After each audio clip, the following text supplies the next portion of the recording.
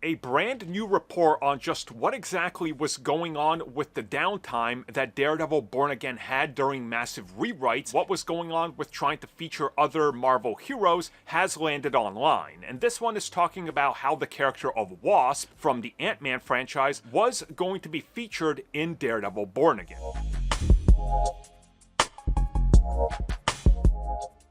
We recently got a brand new report in regards to some of the things that are going on within Daredevil Born Again and how they're sort of looking to the past 3 seasons and then looking to the future and how they want to have some crossovers and or history of characters that might have been developed off screen. With that comes a recent report that at one point Evangeline Lilly's Wasp was apparently supposed to be in Daredevil Born Again in either a flashback establishing that she knows Matt Murdock, aka Daredevil, and or in a modern day setting where they would have sort of built up the expectation of a crossover down the road. Now, I tried to trace this back, and all I found is a report that Evangeline Lilly's Wasp will be mentioned in Daredevil Born Again, but there's nothing about her directly appearing in it. Now, again, we don't know if things changed when Daredevil Born Again went from 18 episodes to 9, if there was budgetary problems, or the big factor in this, Evangeline Lilly retiring from acting.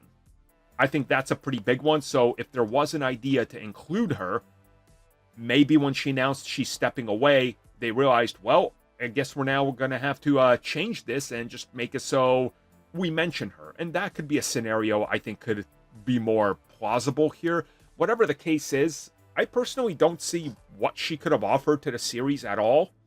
Like, what is there that pushes Wasp to come over to New York and interact with Daredevil of all people, you know? Seems a little weird to me, but mentioning her, that makes sense. Maybe Kingpin talking about all these heroes and vigilantes out there can bring her up, or Matt can insinuate that he's known her or knows her and that there is that personal connection. So again, there's a couple things here that I honestly think do make sense. But in regards to her appearing in the series, I just don't buy that. I don't think that was ever in question. I believe more it was a mention.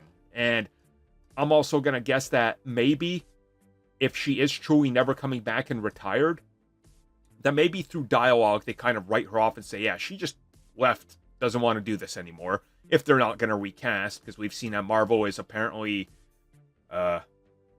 dead set on not recasting when it comes to specific roles anymore, especially problematic ones, so who knows.